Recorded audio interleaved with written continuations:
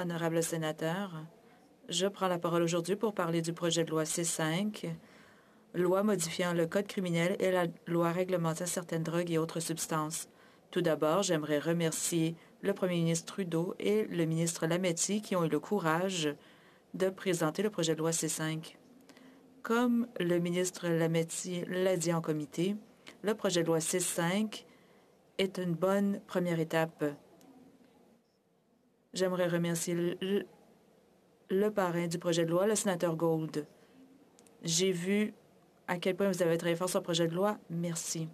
J'aimerais remercier le comité des affaires juridiques et constitutionnelles qui a passé beaucoup de temps et d'efforts pour l'étude de ce projet de loi. Chers sénateurs, nous avons entendu plus de 54 témoins et eu plusieurs réunions. Le greffier du comité, Mark Palmer, l'analyste Julian Walker et Michaela Keenan-Pelletier ont aussi travaillé très fort. Merci beaucoup. Honorable sénateur, mon discours sur le projet de loi C5 d'aujourd'hui se concentrera sur l'amendement présenté par la sénatrice Clément. Bon nombre ont parlé de façon articulée sur l'amendement. J'adopte leurs remarques et j'appuierai l'amendement du projet de loi C5.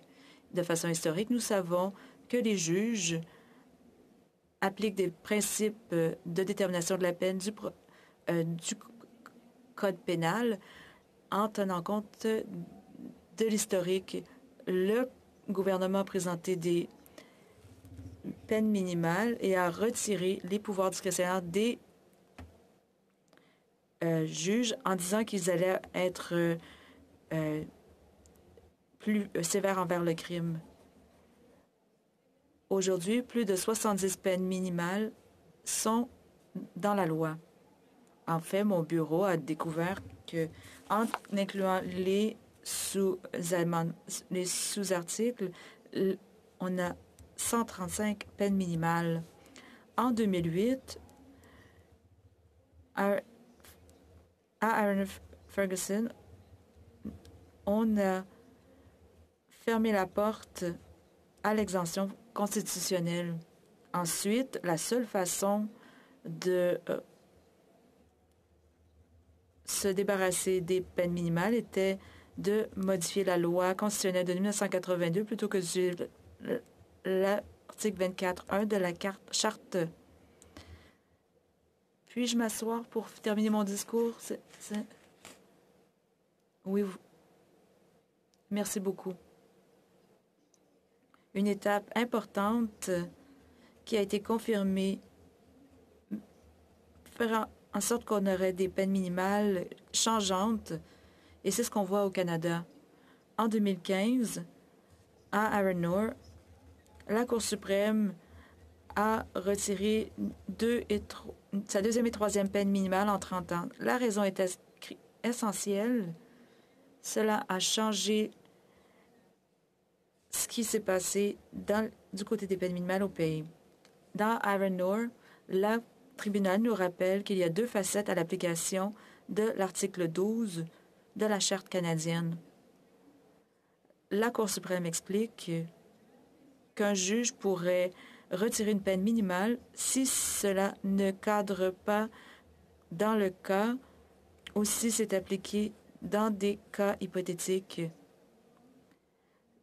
Cela a été confirmé dans notre loi dans ces années. Dans Aaron Lord, la Cour suprême a indiqué que si le Parlement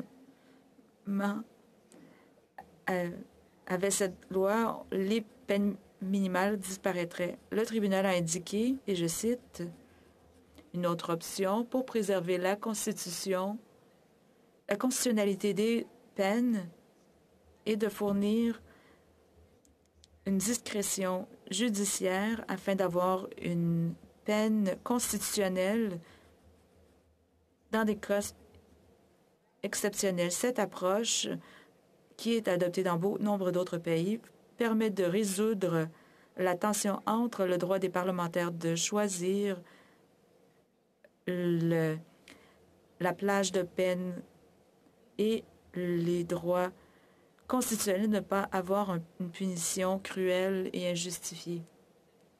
C'est ce que l'amendement de la sénatrice Clément apporte. Elle apporte des circonstances exceptionnelles. Les tribunaux nous demandent, en tant que parlementaires, de fournir aux juges une plus grande discrétion afin d'assurer la stabilité de notre cadre de justice pénale. Honorable sénateur, nous n'avons pas écouté, nous n'avons pas agi. Depuis Aaron Lloyd, nous savons que les tribunaux sont très actifs en retirant des peines minimales dans toutes les autorités au Canada. Nous avons entendu qu'on a maintenant des peines minimales sous forme de courte pointe. Des peines minimales ont été retirées par la Cour suprême et il y en a aussi dans certaines provinces et territoires. Certaines provinces ont retiré des peines minimales davantage que d'autres. Honorable sénateur, les peines minimales sont un fouillis. Il y aura d'autres contestations judiciaires en vertu de la Charte. En décembre 2021, un tiers des 650 contestations constitutionnelles dans les hauts tribunaux visaient les peines minimales. Aucune raison de penser que les tribunaux changeront leur façon de faire. Les tribunaux vont continuer de retirer des peines minimales. Les tribunaux canadiens demandent aux politiciens de réparer la courte pointe créée. 43 peines minimales, 43 des 72 peines minimales ont été déboutées dans au moins une province. 20 peines minimales qui sont retirées dans le projet de loi C5 n'ont jamais été contestées devant les tribunaux. Et la courte pointe demeurera. Le problème que les parlementaires ont créé restera.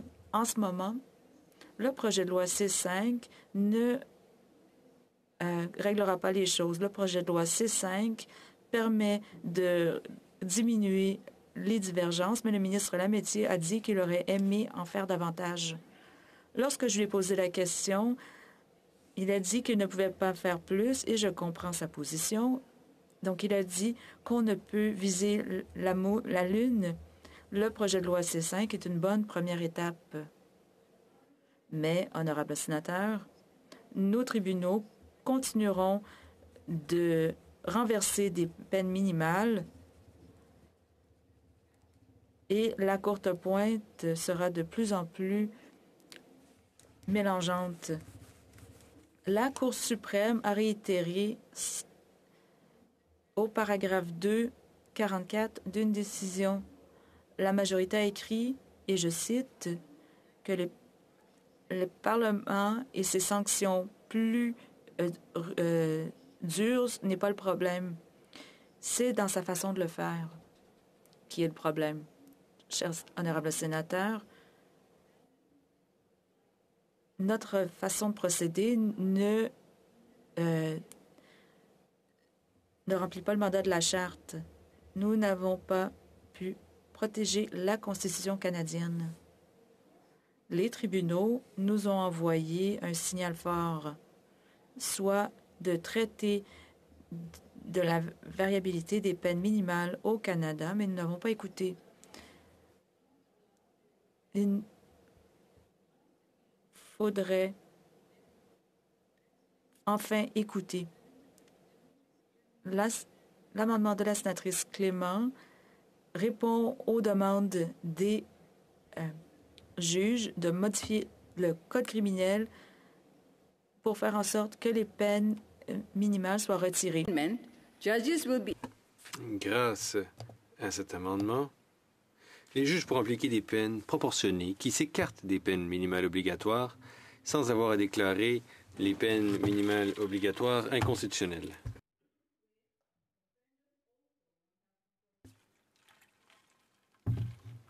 Ainsi, les délinquants n'auront pas non plus engagé des coûteux recours constitutionnels pour faire valoir leurs droits.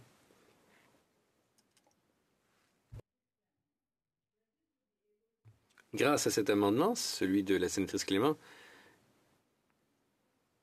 Les juges seront en mesure de tenir pleinement compte des principes de Gladue et des circonstances pertinentes, le cas échéant. Les principes de Gladue, je vous le rappelle, qui tiennent compte des circonstances pertinentes et des antécédents